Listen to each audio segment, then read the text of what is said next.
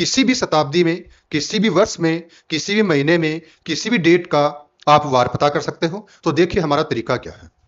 दोस्तों सबसे पहले आपको करना क्या है, जैसे यहां बोला है 26 जनवरी 1950 को क्या वार था, तो आपको यह करना है कि जो वर्ष दिया गया है उससे पीछे वाला वर्ष लिख लेना।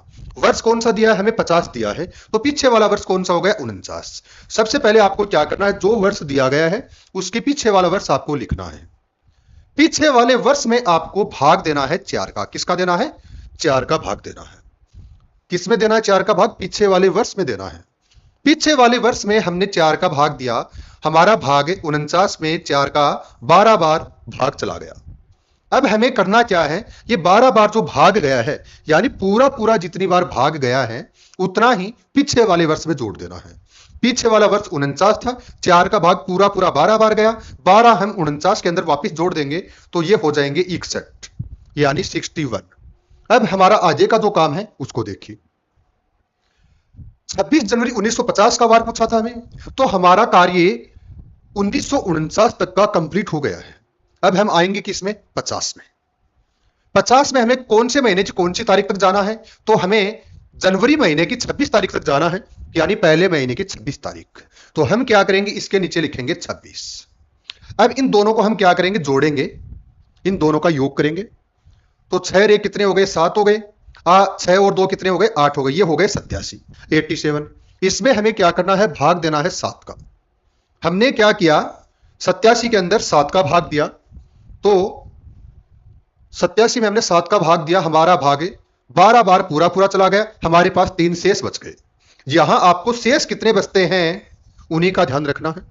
हमारे पास 3 शेष बचे हैं, तो अब आपको क्या करना है, जब 3 शेष बचे हैं, पहला दिन आपको लेना है मंगलवार, दूसरा लेना है बुधवार और तीसरा लेना है गुरुवार। तो इस क्वेश्चन के लिए हमारा जो सही उत्तर होगा वो होगा गुरुवार। अब मैंने आपको बता दिया इसका उत्तर गुरुवार होगा, लेकिन आप इसमें कंफ्यूज कर सकते हो क्योंकि आपको ये मेथड समझ में नहीं आया कि मैंने पहला दिन मंगलवार क्यों लिया। अब इसका एक तरीका बता रहा हूं, देखिए किसी भी आप शताब्दी में जाते हो, पहला दिन आपको सोमवार कब लेना है, मंगलवार कब लेना है, शनिवार कब लेना है, गुरुवार कब लेना है, तो पूरी कहानी आपको समझा रहा हूं, एक बार ध्यान से इसको समझना।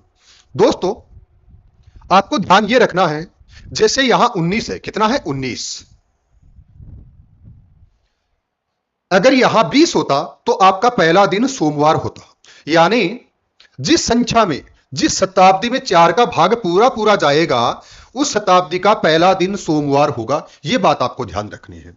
जैसे चौथी शताब्दी में पहला दिन आपको सोमवार देना है, 8वीं शताब्दी में आपको पहला दिन सोमवार देना है, शताब्दी में अगर 12 लिखे हो आपको पहला दिन सोमवार देना है, शताब्दी में अगर 16 लिखे हो आपको पहला दिन सोमवार लेना है, शताब्दी में अगर 20 लिखे हो आपको पहला दिन सोमवार लेना है, शताब्दी में अगर 24 लिखे हो आपको पहला दिन सोमवार लेना है।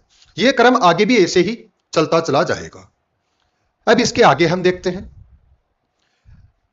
16 जैसे हमारे सामने है, यहां हमने कौन सा वार लिया है, सोमवार।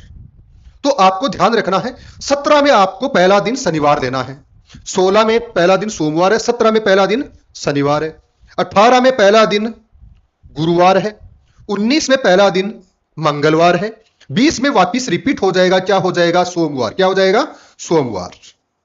फिर 21 में वापिस रिपीट होगा, क्या होगा, शनिवार। फिर क्या हो जाएगा 22 में गुरुवार, 23 में क्या हो जाएगा, मंगलवार। अब यहां आपको ध्यान यह रखना है, सोम शनि गुरु मंगल, क्या ध्यान रखना है, सोम शनि गुरु मंगल। अब आपको पूरा खेल समझ में आ गया होगा कि 20 के अंदर क्या आएगा, सोमवार आएगा, यह हमें पता है, लेकिन यहां 19 है तो सोम से पहले क्या आएगा, मंगल आएगा।